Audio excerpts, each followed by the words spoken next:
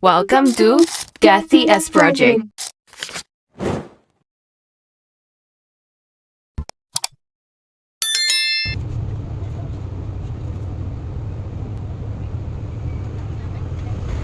Assalamualaikum warahmatullahi wabarakatuh. Sampurasun, kumaha dulur, sehat ya. Kembali lagi di video saya, video seputar dunia pengecatan, tentunya di channel KCS Project. Oke, kali ini saya ada garapan motor all new NMAX ya. Di sini owner minta untuk di base coat kan warna moonlight green. Dan untuk kondisi bodinya masih bodi bawaan atau masih bodi ori ya. Jadi di sini saya tinggal proses pengamplasan dan naikkan epoxy filler ya. Oke, kebetulan di sini saya menggunakan epoxy filler dari produknya Velcoat ya, yang warna hitam. Kenapa saya menggunakan yang warna hitam? Karena saya akan menaikkan warna moonlight green di atasnya. Jadi ini membantu saya untuk mempercepat pengerjaan dan mengurangi ketebalan cat ya. Oke, tadi saya menggunakan epoxy dengan perbandingan 4:1:2 sebagaimana TDS yang ada pada kaleng tersebut ya.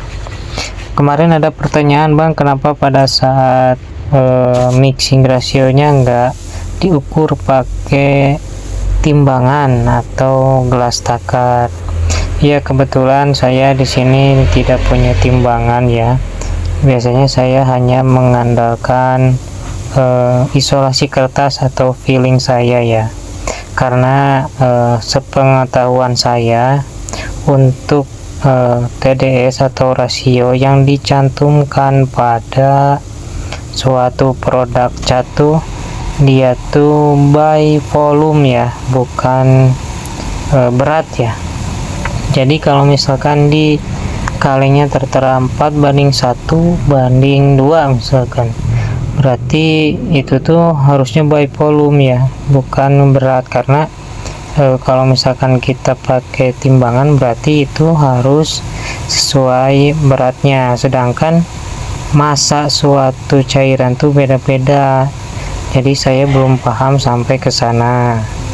Jadi saya biasanya menggunakan peeling atau isolasi kertas untuk penandaan pada air cupnya ya.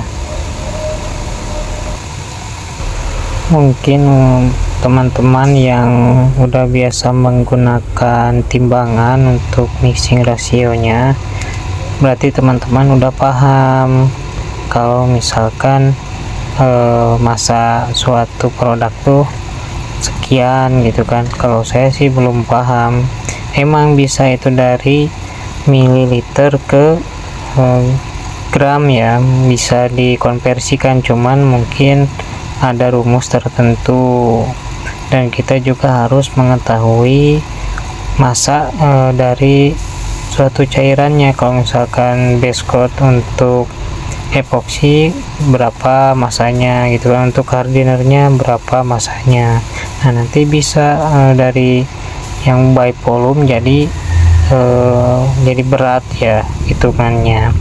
Karena saya pernah mencoba, jadi base coatnya habis tapi hardenernya masih ada. Kadang base coatnya masih ada, hardenernya habis itu kalau pakai timbangan. Jadi saya hanya mengandalkan peeling dan isolasi kertas pada cup untuk pencampurannya, dan alhamdulillah efektif. Jadi base coat habis, hardener juga habis gitu. Tapi ya itu tergantung teman-teman semua biasa atau sudah paham. Mungkin dengan gram ya bisa diteruskan, gak apa-apa, gak ada larangannya kok ya. Oke, kembali ke video ya. Di sini adalah proses penaikan warna moonlightnya ya. Di sini saya kebetulan menggunakan spray gun andalan ya. Andalannya F3 bro. Di sini saya naikkan base coat sebanyak 3 lapis ya. Dan di sini jenis cat yang saya gunakan adalah jenis PU. Nah, setelah nanti jeda sekitar 2 jam baru saya naikkan clear coat ya. Jadi dalam satu hari itu saya naikkan base coat dan clear coat.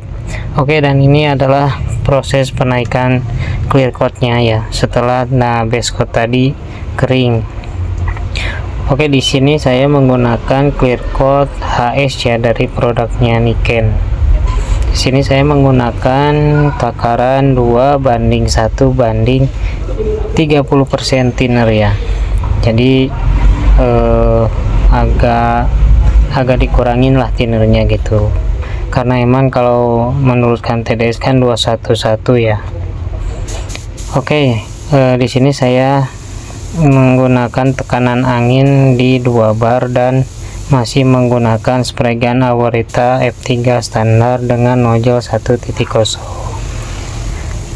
Untuk pengaplikasian saya menggunakan metode one visit ya, 3 layer tanpa jeda. Oke, nanti coba kita lihat bagaimana hasilnya. Pantengin terus videonya sampai akhir, siapa tahu ada pelajaran yang bisa dipetik. Dan buat teman-teman yang menyukai video saya, tolong bantu di like dan di subscribe ya, agar channel saya semakin berkembang dan membantu saya semangat lagi untuk membuat suatu video. Dan ini adalah layer ketiga untuk proses clear coatnya ya. Jadi saya lakukan tanpa jeda ya, paling jedanya hitungan detik dari layer kedua tadi ya.